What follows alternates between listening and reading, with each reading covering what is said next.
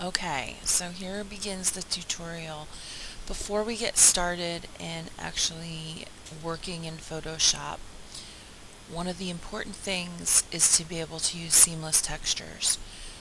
Sometimes you're going to find a texture that says it's seamless and it's actually not. What I'm going to do right now is make it so you can make your own seamless textures in Photoshop by installing a plugin, which is an outside plug that we're going to plug in through Photoshop, which will then be available in Photoshop when you're working to create your own seamless textures based on textures that you find that you like that are not already seamless. So I'm kind of doing this with you, but the website I have up here is theorangebox.com. So it's if you can't see it very well in the video, I don't know, but it's www.the-orange-box.com. And so when you scroll down under fresh oranges, there's several different things. If you would like to take a look at those on your own time, that's fine, but we're going to look at this. This is the free seamless textures generator. And right here is your download button, this little gray downward arrow. So you click on that and it should download, or I'm sorry, it will take you to a new page. So on your new page, you'll go down and it shows you some examples of how it takes an image and creates a seamless tile pattern. You go down further, and after all these pretty examples, you'll see download. Under download, and you don't need to worry about the installation guide because I'm going to teach you. So I have Photoshop 6, so of course I downloaded that. But just to take you through the steps, you would press download. I don't know what Windows program you have. If it comes up, you would do save as and then create a folder to put it in. This right here is where mine downloads to, so I'm going to say show in folder rather than open. And so here you have it. Okay, this is a zip file, and so I don't even know if this is going to show up on the video, but this is a zip file. And if you can't see it, then what you would do is just extract your files, but don't say extract here.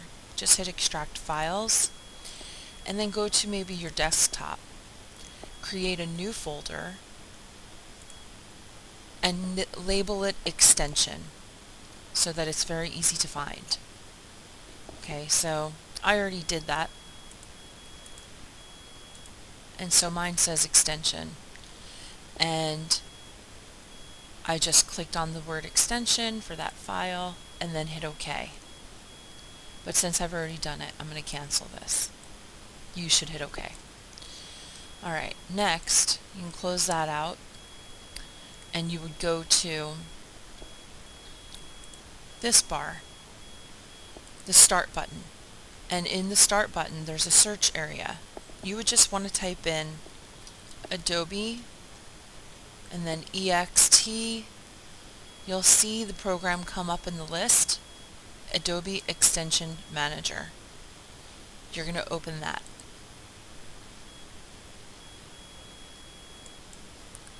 Okay, and so now at the top you would go to File, Install Extension.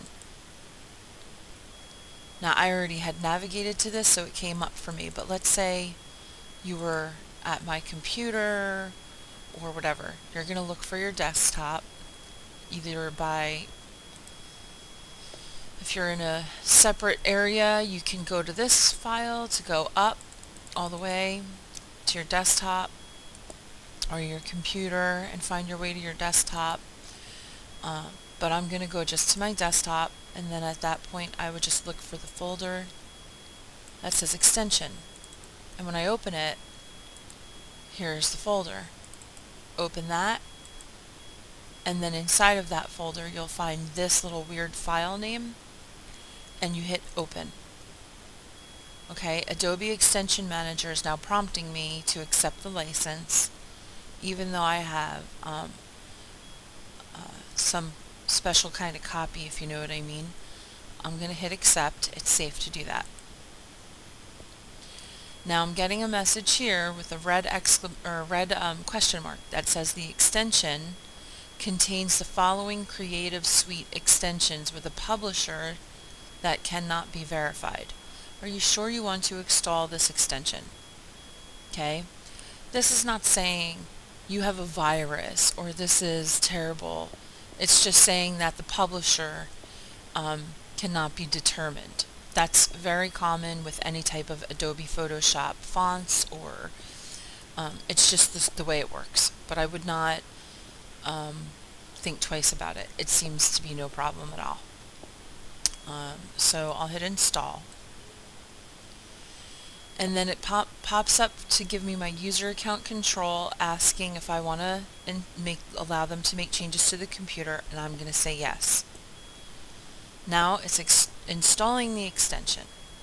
At this point, the extension has been installed. So we can just go and open Photoshop and close this out. And we should be ready to roll.